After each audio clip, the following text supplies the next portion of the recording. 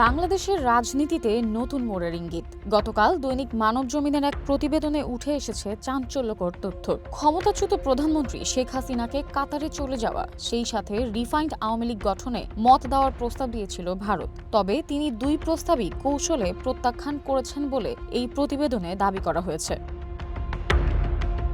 বাংলাদেশে ত্রয়োদশ জাতীয় সংসদ নির্বাচনে আওয়ামী লীগ যাতে অংশ নিতে পারে সে লক্ষ্যেই ভোটের আগে এসব প্রস্তাব নিয়ে আলোচনা চলছিল বলে জানা যায়। এই অবস্থায় দলের নেতাকর্মীদের মধ্যেই হাসিনার অবস্থান ছিল নড়বড়ে। তাই এ নিয়ে কয়েক দফা বৈঠকের পর ভারত তাদের আগ্রহ অনেকটাই হারিয়ে ফেলে বলছেন কূটনৈতিকরা।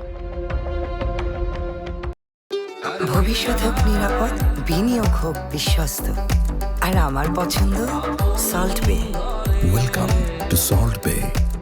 কূটনৈতিকদের মতে ভারতের এই অবস্থানে শেখ হাসিনা হতাশ হয়েছেন। শুরুতে তিনি তার পরিবারের পক্ষ থেকে কাউকে দলের নেতৃত্বে আনার কথা ভাবলেও আওয়ামী লীগের ভেতরে তাতে ইতিবাচক সাড়া মেলেনি বলেও প্রতিবেদনে উল্লেখ করা হয়েছে। এদিকে সাম্প্রতিক ঢাকা দিল্লি দ্বিপক্ষীয় আনুষ্ঠানিক আলোচনায় শেখ হাসিনা আওয়ামী লীগের পুনর্গঠন কিংবা দলটির কার্যক্রম নিয়ে কোনো আলোচনা হয়নি বলেও জানা গেছে। এ নিয়ে মাঠ পর্যায়ের আওয়ামী লীগ সমর্থকদের মধ্যেও চরম হতাশা দেখা দিয়েছে। দলটির রাজনৈতিক ভবিষ্যৎ নিয়ে শঙ্কা প্রকাশ করছে অনেকে।